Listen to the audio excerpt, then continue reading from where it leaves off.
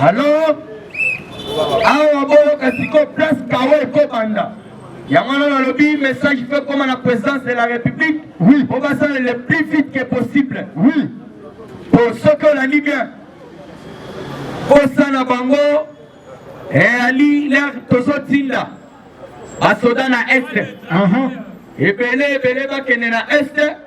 Koto totika la tana mon nombre moko ezali insuffisant. Bango va créer chaos. Oui, c'est ça. Yawana toko bisamu konto ngolo. Tolingi pa John Chibangu bazala aligné na kati armena. National. Merci. To suiva auto bengi ba Chiko Chitambo. Oui. Ba Edi Kapen pas son contrôle à Mabélé. Merci. Bien parlé. Merci. Pour trop c'est trop. Merci la capitaine général Moko. A sali message Bokoyoka. Nazoba la ministre Nangaï. A un poste de distribution de Kinshasa. Poste de distribution et à courant. Merci. Donc cela veut dire quoi? Au moni Inga. Inga zo boaka courant na kati ya Kinshasa. Parce que courant wana lere komaka Kinshasa ezala na place ekomaka. Oui. Nde babenga kango poste stratégique ya distribution ya courant.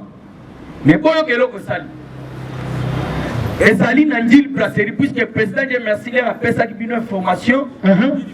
Et il y a une information aussi à Fantique qui est fondée pour dénoncer qu'on veut la bonne solution et le plus vite que possible.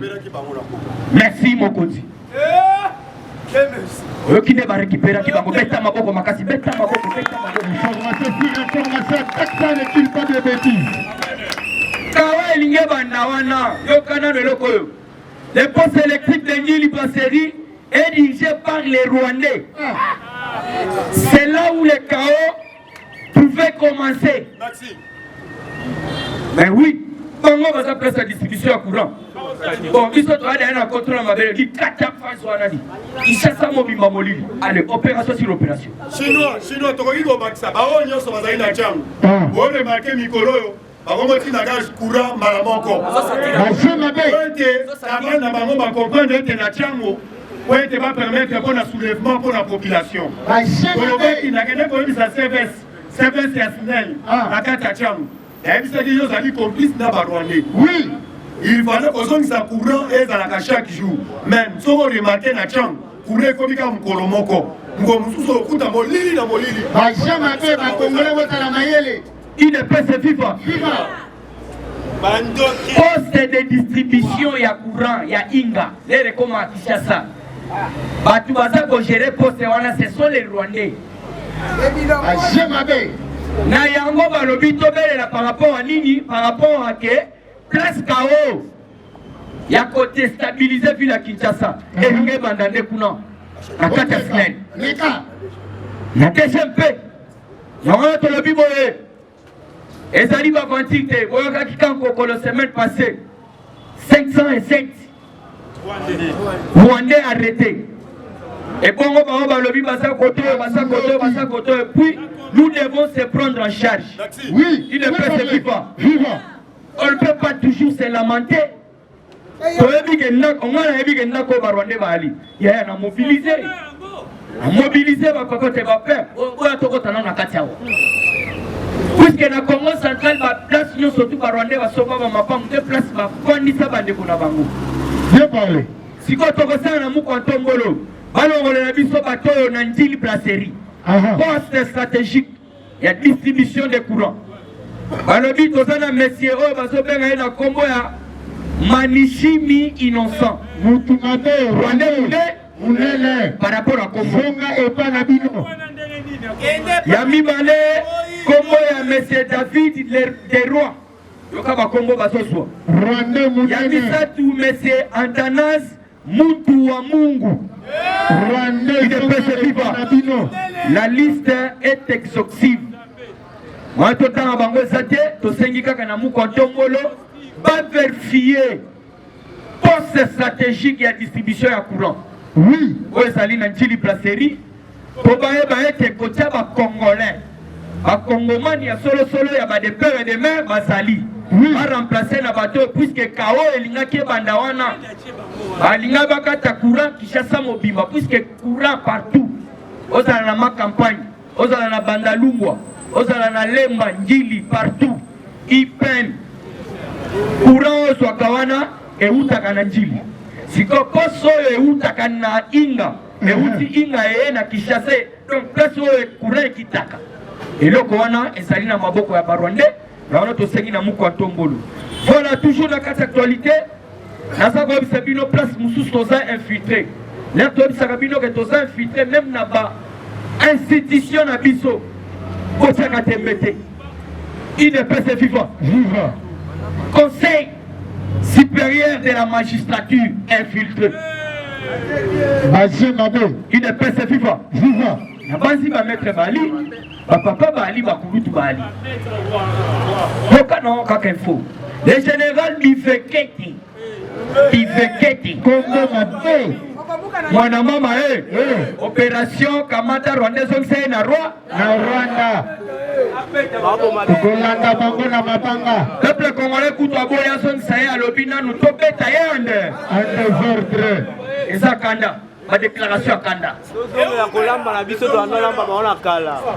eza déclaration à Kanda yo quand même au sein ya Conseil suprême des magistrature Rwanda afani boko eba peti ah nous kontombolo moi le général Bifeketi est secrétaire permanent au Conseil supérieur de la magistrature est un sujet roi na yango tobele lisusu na mukontombolo Conseil supérieur ya magistrature babengela yo monsieur général Bifeketi yo moko oyebiseke akamata bisaka sa nini toujours na kati actualité Goma lobi eyindaki peuple congolais basalaki marche bagomatracien balobaki yaya nasepeli na bagomatracien mais yo ndeko na ngai ya bandundu ofandi na bandundu ozolia yo ndeko na ngai ya mwanda tiela totelema biso nyonso tu bandeko na biso ya Kasai totelema bandeko na biso ya Goma asali exemple lobi balingaki bakota lisusu Rwanda lobi na frontière ezala yiki bakongolo ya solo bakongoma balingaki bakota na kati ya Rwanda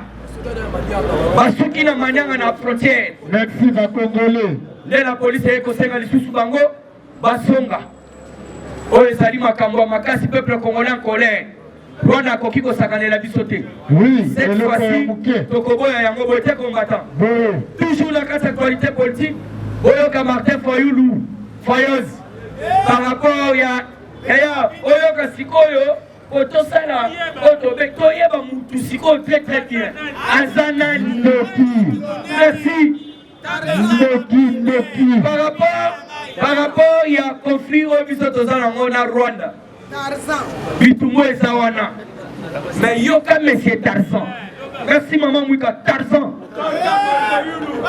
c'est là il est presse vivant mais pour la petite histoire bolobaki ke Martin Fayulu abotama na 1956 et badoyen Bali na kati ya Ndili badoyen ya Ndili Bali wana Ndili ezalaki na Nzamba c'est pourquoi on appelle Martin Fayulu ke azali Tarzan Martin Fayulu yoka déclaration na eux les Congolais et les Rwandais ont les mêmes aspirations.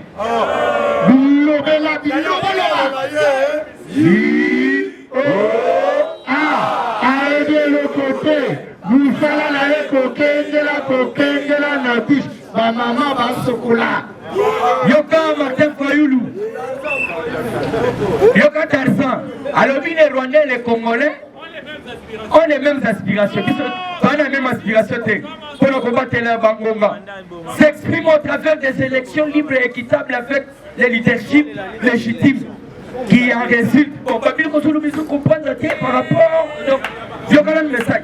Cette simple vérité nous lie et il est nécessaire pour rendre nos crises qui se chevauchent et aussi sauver des vies. Papa, capitaine bon na yango tokoprofite tokoyebisa Martin Fayulu élection mpe eza te tandis que bandeko na biso ya est bazali agressé bazali kokimakima Bunanganda boye ceci cela si jusqu'à ce que Bunanganda sera totalement récupéré. Alors vous devez comprendre l'élection eza Martin Fayulu akanga bisaka zonga na kati ya Cameroun nazo chita wa merci président Dieu. Merci. Oh, ezali déclaration. Il y a général Nabiso. Tokosana na muko tombolo ba général lokolo oyo mama tabakrate. Bazali de père et de mère.